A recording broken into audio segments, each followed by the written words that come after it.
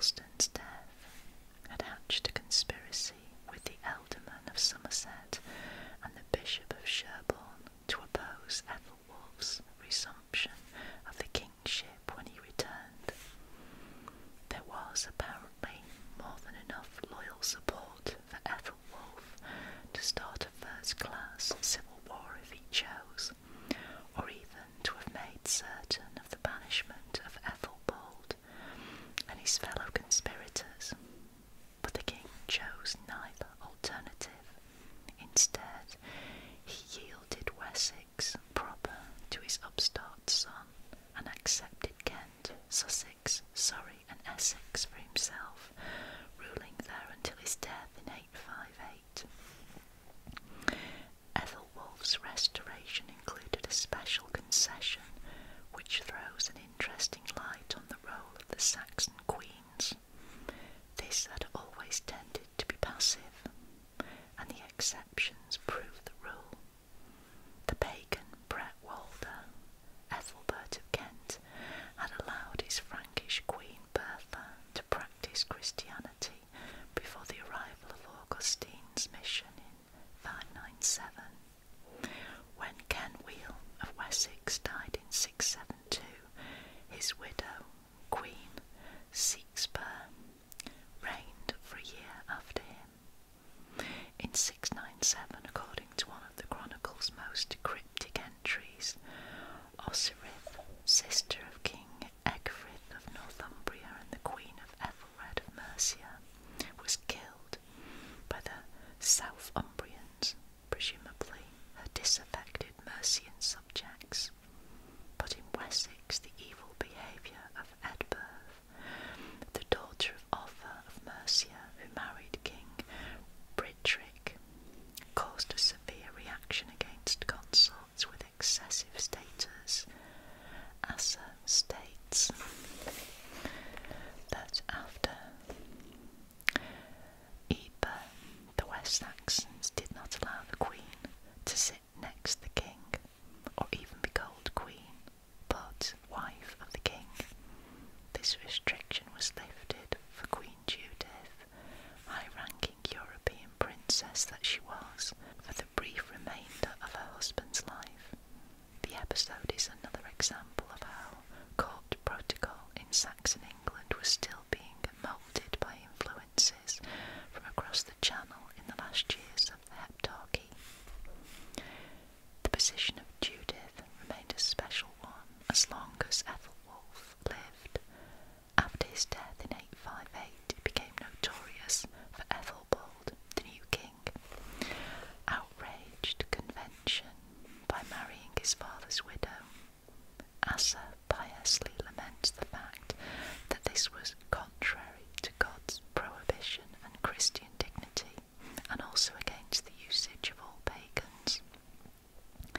But the fact remains that the West Saxons accepted the rule of a man who was not only guilty of conspiracy against his own father, but of incest as well. Ethelbald was able to make good his claim to the throne because he was next in the line of succession, and the black marks on his character were not enough to prevent him from becoming king. Nor do his brothers Ethelbert and Ethelred, Alfred was still only 9, seem to have made any notable challenge to Ethelbald's fitness to rule. In this, the younger Ethelings may have been moved to respect their father's example in 856, which had been a model of Christian forbearance, if not a political acumen. Ethelwulf's own will, which restricted Ethelbald's claim to rule to Wessex only, excluding the southeast, was certainly observed, with Ethelbert becoming king of the southeast. But the accession of Ethelbald shows that the West Saxons had come a long way from their ancient traditions. When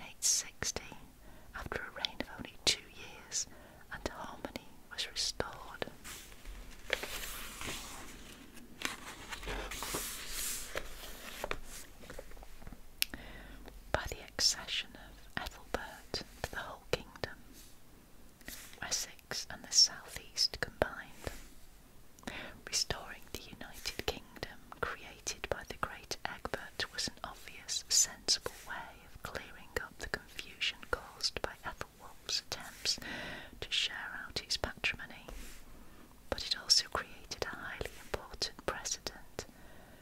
This was the political technique used by later new kings anxious to restore order after a period of domestic disorder, of deliberately evoking memories of the last efficient king to rule. Canute was to do it when he became king of the English in 1016. Ignoring the chaotic reign of Ethelred and harking back to the golden years of Edgar, even William of Normandy followed suit after Hastings, ignoring Harold's usurpation and assuring his new subjects that he proposed to rule as in the time of King Edward. Ethelbert's reign, 860 to 5, contained two further lessons for Alfred, who now ranked second in line of succession to the throne. Sometime between 860 and 864, a powerful Viking army stormed north from Southampton Water and sacked the West Saxon capital itself, Winchester. This dramatic event was swiftly avenged by the ealdormen of Hampshire and Berkshire, who joined forces and shattered the raiders as they headed back to their ships laden with booty.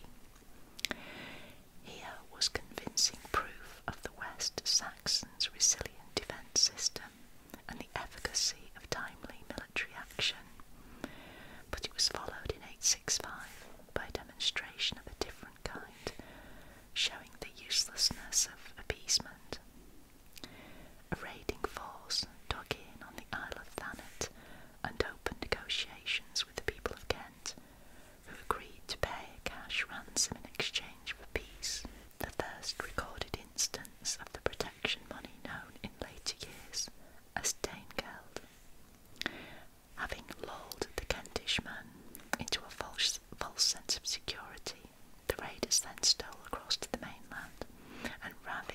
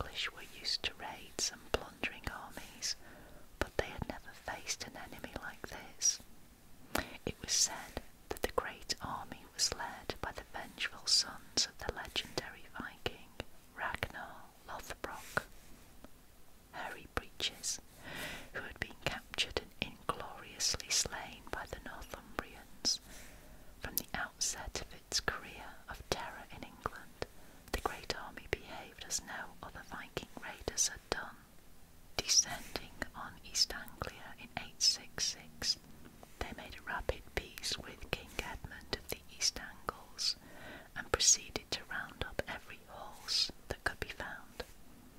Then in 867 the army rode en masse north across the Humber to invade Northumbria, which was, as usual, weltering in the throes of civil war.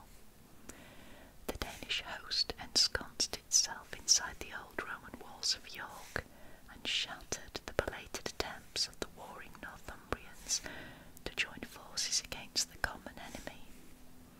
An immense slaughter was made of the Northumbrians, records the Chronicle, and both Northumbrian kings were killed and the survivors made peace with the enemy. Over the next 7 years, the Great Army demonstrated the fatal inability of the Saxon kingdoms to achieve a common defence policy with prompt and effective mutual aid. In 868, leaving prostrate Northumbria under a puppet king, Egbert, the army swept south into Mercia and seized Nottingham as its base for the year. King Burgred of Mercia had married a daughter of Ethelwulf in 853, and he now appealed to his brother-in-law, Ethelred of Wessex, for aid. Accompanied by Alfred, 19 years old and exercising high command for the first time, Ethelred went north with a West Saxon army. The Mercians and West Saxons blockaded the army inside Nottingham, but this promising start was wasted. Refusing either to attack the army in its defences or starve it out, Burgred decided on a negotiated peace, which left the Danish force completely intact. The squandering of this priceless opportunity certainly did not go unnoticed, as Alfred and Ethelred led the West Saxons home.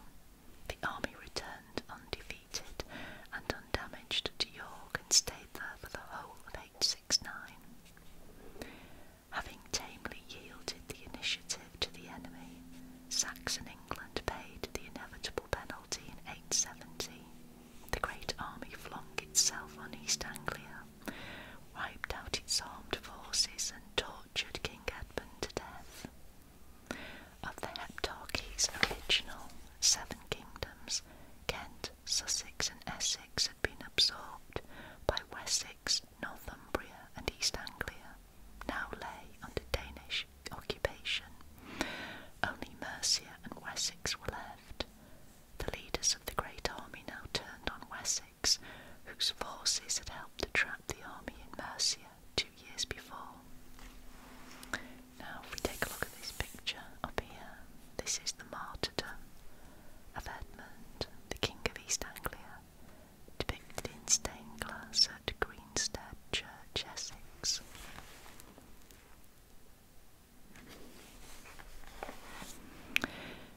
In the amazing year of 871, Ethelred and Alfred gave the Great Army opposition, such as it had never known since its arrival in England.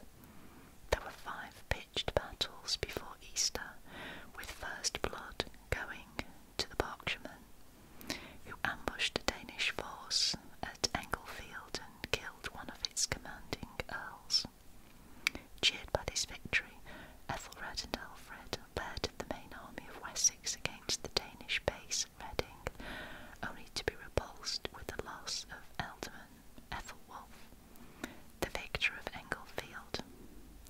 The Great Army followed the West Saxon host as the latter withdrew westwards, but only 4 days after the defeat at Reading, the West Saxons counterattacked at Ashdown. This was always remembered as Alfred's battle. He led his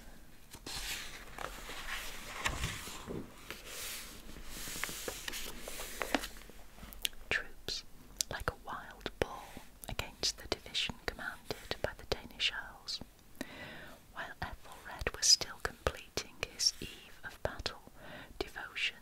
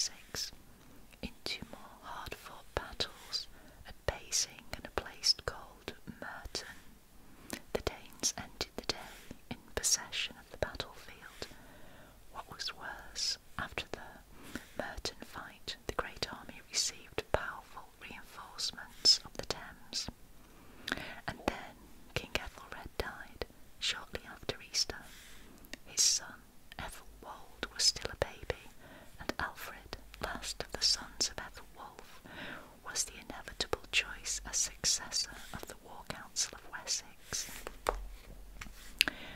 While Ethelred was still alive, he and Alfred seem to have agreed that the only sensible policy with regard to the great army was to fight and fight again until the army decided to seek easier prey elsewhere. Alfred's first decision as king was to keep the army of Wessex in the field. Only a month after his election as king, he was badly beaten by the army at Wilton, but still he refused to give up. And during that year, states the chronicle proudly, 9 general engagements were fought against the Danish army in the kingdom south of the Thames, besides the expeditions which Alfred and ealdormen and king's thanes often rode on, which were not counted, and that year 9 Danish earls were killed and 1 king, and the West Saxons made peace with the enemy that year. Although the wording of that last sentence shows that it was Alfred who asked for the armistice, it is equally clear that after the tremendous campaign of 871, the great army had had quite enough of Wessex for the immediate future. In 872, the Danes moved their base east from Reading to the Mercian town of London. Events in that year made the truce with Wessex doubly welcome to the army, for the Northumbrians revolted. They drove out Egbert, the Quisling king, and the Archbishop of York, both of whom were granted asylum by Burgred of Mercia. It was Burgred's last act of appeasement towards the Danes. After crushing the Northumbrians for the second time, in 873, the army descended on Mercia in the following year, and drove King Burgred across the sea after he had held the kingdom 22 years, and they conquered all that land, and he went to Rome and settled there, and his body is buried in the church of St. Mary in the English Quarter. And the same year they gave the kingdom of the Mercians to be held by Ceolwulf, a foolish king's thane, and he swore oaths to them and gave hostages, that it should be ready for them on whatever day they wished to have it, and he would be ready himself, and all who would follow him at the enemy's service. And that's from the Anglo-Saxon Chronicle. Wessex was now completely isolated, but the inevitable showdown with the last of the independent Saxon kingdoms was delayed by significant events on the Danish side. In 875, for the first time since its arrival in England, 9 years before, the great army began to split up. Helfdene led his division north to begin the settlement of Northumbria. Guthrum, Ossertel and Anwend headed for Cambridge with a great force, and remained there throughout 875. This must have been cheering news for Alfred and the West Saxons, knowing that from 875 they would no longer be confronted by the army, but only by part of it. In the 4 years' respite since the 871 campaign, Alfred had imitated his dead brother Athelstan and formed a small naval force in order to give the maximum trouble to the invaders by sea as well as on land. He led this force to sea in 875 and attacked a small Viking fleet of 7 ships, capturing one and putting the others to flight. It was an encouraging start, but he was totally surprised by the energy and cunning which Guthrum displayed in the land assault on Wessex, which began in 876. The invasion started with Guthrum's army racing southwest from Cambridge, slipping clean past the incomplete muster of Wessex and digging in at Wareham in Dorset. When Alfred caught up with Guthrum's army, it was in too strong a position to be attacked, and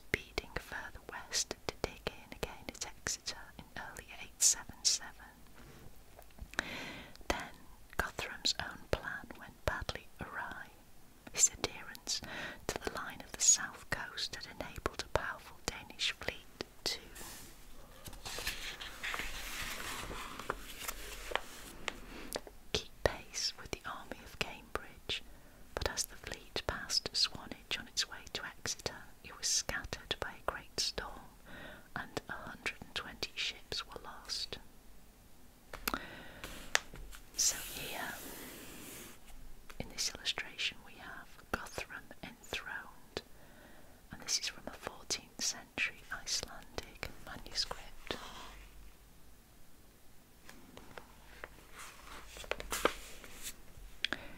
Temporary stalemate was accepted in the west.